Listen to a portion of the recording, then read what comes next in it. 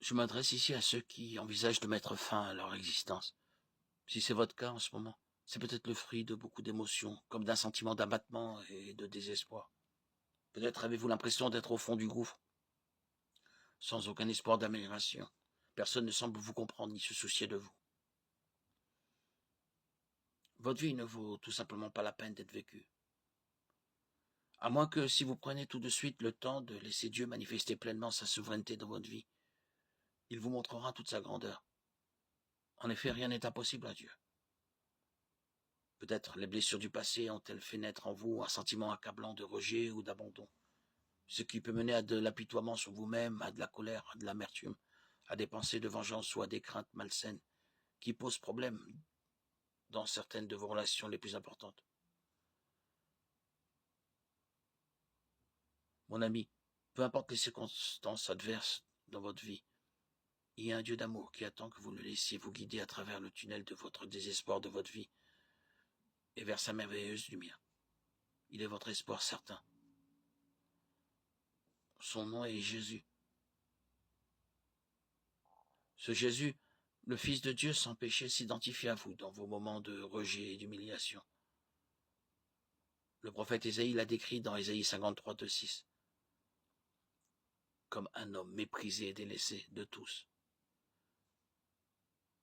Sa vie était remplie de peine et de souffrances.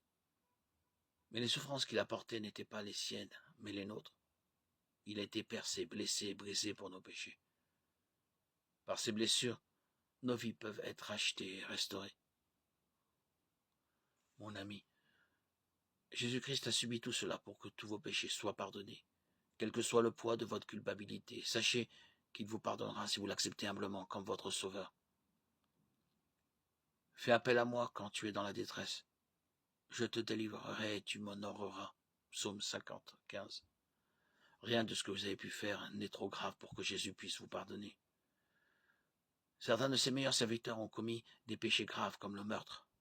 Moïse, le meurtre aggravé d'un adultère, le roi David, et les sévices physiques et psychiques, l'apôtre Paul. Pourtant, ils ont trouvé le pardon et une nouvelle vie abondante dans le Seigneur. Si quelqu'un est en Christ, il est une nouvelle créature. Les choses anciennes sont passées. Voici, toutes choses sont devenues nouvelles.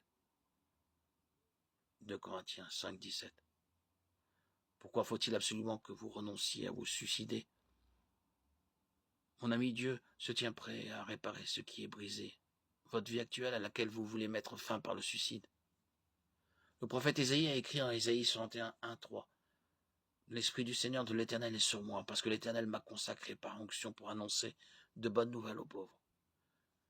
Il m'a envoyé pour guérir ceux qui ont le cœur brisé, pour proclamer aux déportés la liberté et aux prisonniers la délivrance. Proclamer une année de grâce de l'Éternel et un jour de vengeance de notre Dieu, pour consoler tous ceux qui sont dans le deuil, pour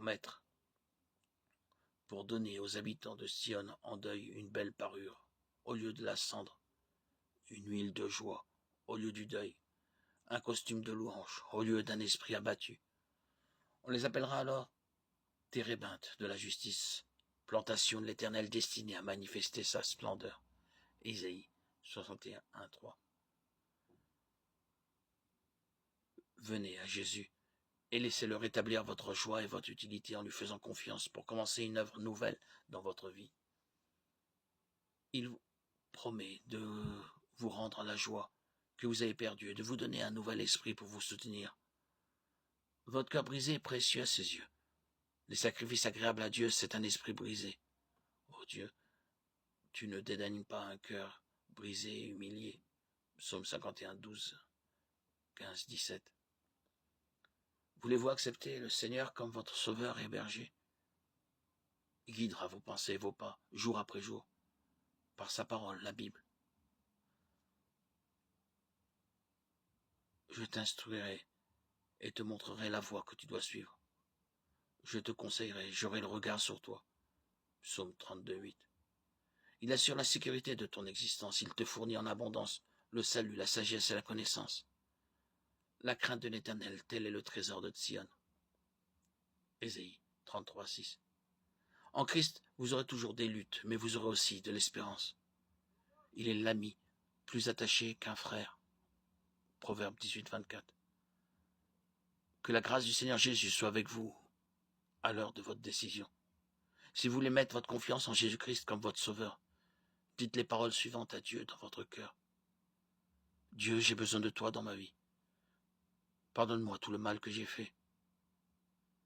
Je mets ma foi en Jésus-Christ et crois qu'il est mon sauveur. Purifie-moi, guéris-moi et rends-moi la joie de vivre. Merci pour ton amour pour moi et pour la mort de Jésus à ma place.